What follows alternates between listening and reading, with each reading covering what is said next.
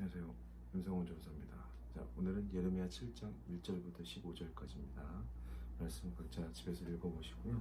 오늘은 이곳이 성전이라고 하는 거짓말, 이곳이 성전이라는 거짓말이라는 제목으로 하나님 말씀 증거하도록 하겠습니다. 예레미야서 1장부터 6절까지는 서론 역할을 합니다. 그리고 본론은 성전을 향한 경고로부터 시작되는데요. 7장 1절부터 15절까지는 성전 설교라고 불리우는 아주 유명한 구절입니다. 이 말씀은 애굽 왕 르고에 의해 여호야김이 왕으로 즉위했을 때 BC 609년에 선포되었습니다.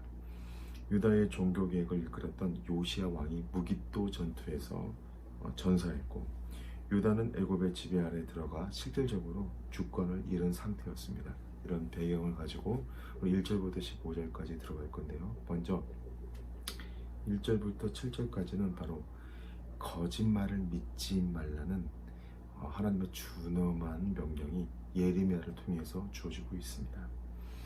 하나님은 예레미야에게 성전문에 서서 말씀을 선포하라고 명령하셨습니다. 2절, 길과 행위를 바르게 하라. 그리하면 너희가 계속 이 땅에서 살 수 있느니라 라고 말씀하셨습니다. 유다 백성은 하나님이 예루살렘 성전에 계시기에 아무리 전쟁에 패배하고 왕이 전사하고 그 대적에 의해서 꼭두각시 왕이 세워져도 자기들은 안전할 거라고 생각했습니다. 왜냐하면 하나님이 자기들을 지켜주시라고 생각했던 거죠.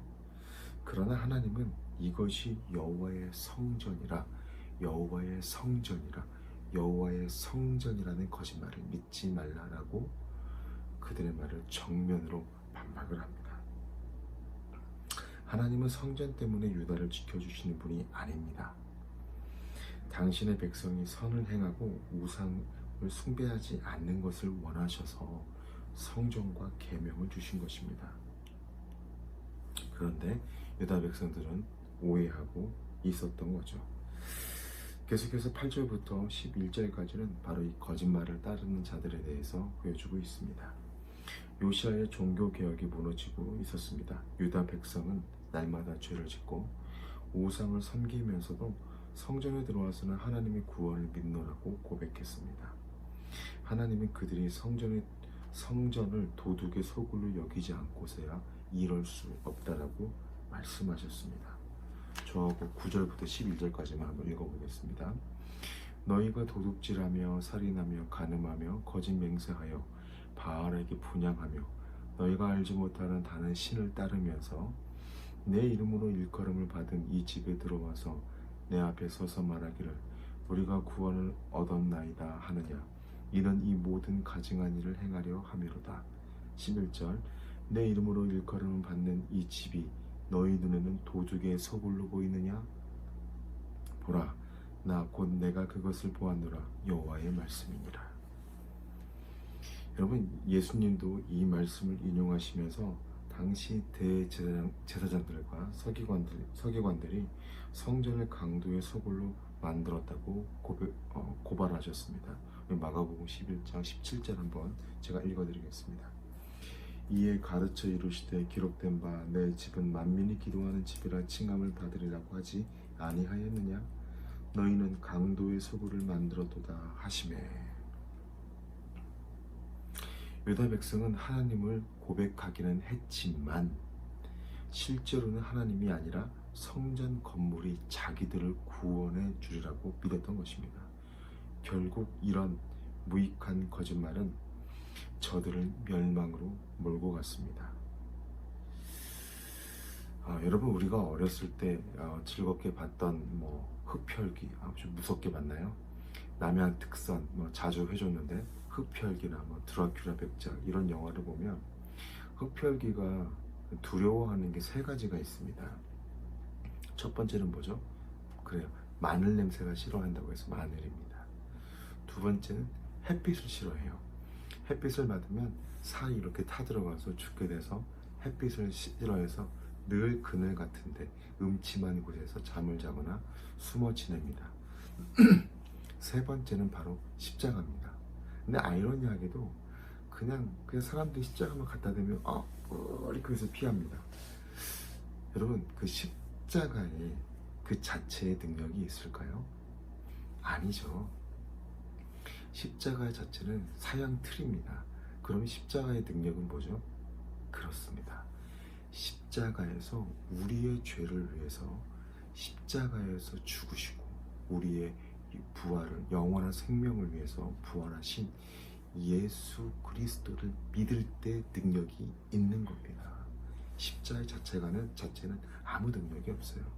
그래서 우리 대한예수교 장로회 합동측은 교회 안에 십자가를 잘 놓지 않습니다. 교회 밖에 십자가는 있어도 십자가 자체를 우상으로 섬겨서도 안 되고요. 십자가에 담긴 예수 그리스도의 하나님의 그 놀라운 사랑을 우리가 믿어야 되는 거죠. 그게 바로 능력인 거죠.